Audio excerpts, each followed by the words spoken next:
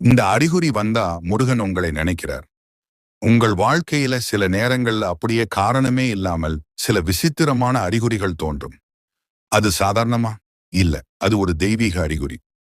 நீங்கள் திடீரென்று மனசுல ஓம் சரவண பவா என்று சொல்ல வேண்டும் போல தோன்றுகிறதா? முருகன் படம் அல்லது வேல் எங்க பார்த்தாலும் கண்களுக்கு பட்டுக்கொண்டே இருக்கிறதா? எந்த காரணமும் இல்லாமல் உள்ளத்தில் ஒரு அமைதி மற்றும் தைரியம் வந்து சேருகிறதா? சுப்பிரமணியர் கோவிலுக்கு போக வேண்டும் என்ற ஆசை திடீரென்று அதிகமாகிறதா? இந்த எல்லாம் ஒரு சாதாரண விஷயம் இல்ல. இது முருகன் உங்களை நினைத்து உங்களுக்கு அருகில் இருப்பதற்கான சின்னங்கள்.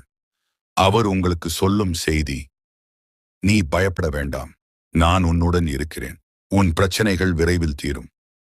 இப்போது நீங்கள் செய்ய வேண்டியது, தினமும் 11 முறை ஓம் சரவண பவா ஜபம் செய்யுங்கள். ஒரு சிவப்பு மலர் வைத்து முருகனை நினைத்து பிரார்த்தனை செய்யுங்கள். உங்கள் மனதை நம்பிக்கையால்